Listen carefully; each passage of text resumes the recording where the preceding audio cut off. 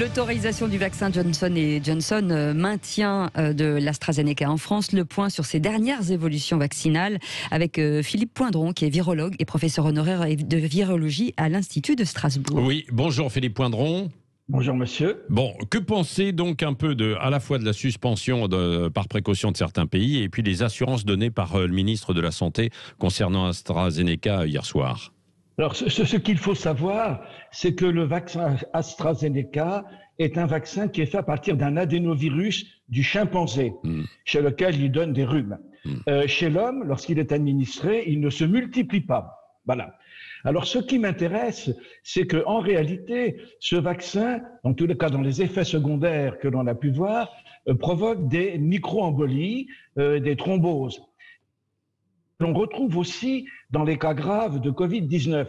Alors, je me demande si ces effets rares, il faut bien reconnaître, il y en a très très peu, ne sont pas dus à une réaction idiosyncratique, personnelle des gens à cette protéine, vous savez, cette protéine de spicule, oui. Qui est la protéine antigénique. Alors, je pense que c'est probablement quelque chose qu'il faudrait investiguer et savoir s'il n'y a pas une réaction personnelle à ça. Oui. Ce qu'il faut savoir, donc, on l'avait dit dans un premier temps, c'est que pour certaines personnes, peut-être, qui souffrent de diabète ou autre, il faut être vigilant, C'est ça. Absolument. Des personnes âgées, Absolument, je suis entièrement d'accord avec ça. Oui, oui.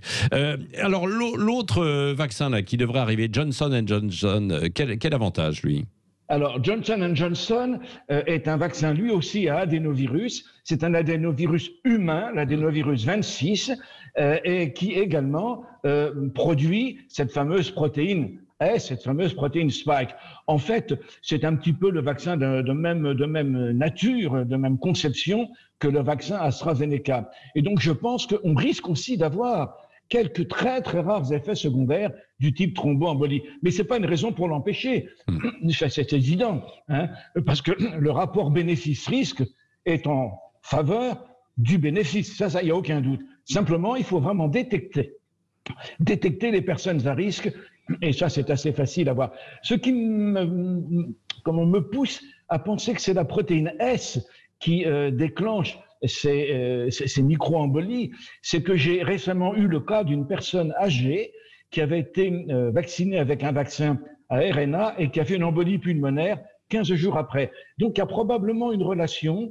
Et quand on dit qu'il n'y a pas de relation, je crois qu'il faut peut-être quand même faire un peu de recherche là-dessus, sans que ce soit prouvé, bien sûr. Oui, c'est ça. Bon, donc, ce que vous dites, professeur Poindron, c'est qu'il faut rassurer les personnes qui sont sceptiques. Parce que nous, beaucoup des auditeurs là, qui votent sur les réseaux sociaux ce matin sont quand même très sceptiques. Ils disent non, l'AstraZeneca, non merci, pas pour moi, en tout cas dans l'immédiat.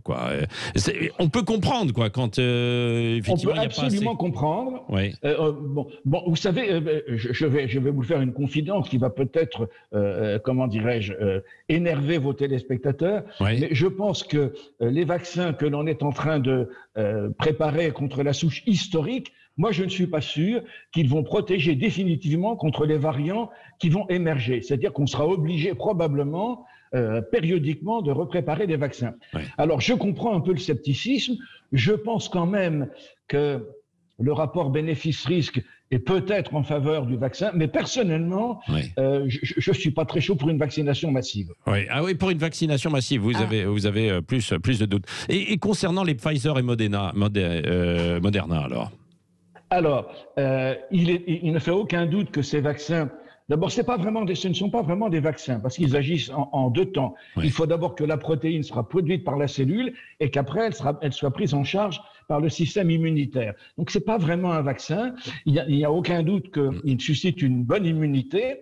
Maintenant, les effets à moyen terme et à long terme, personne ne peut savoir, parce que c'est vraiment très, très, très nouveau. Oui, voilà. Oui. Merci beaucoup, professeur. J'espère que j'ai été clair. Oui, bien sûr. Merci beaucoup très clair, professeur Philippe Poindron, virologue, donc, et professeur honoraire de virologie en Alsace. Merci d'avoir été avec nous ce matin sur Sud Radio.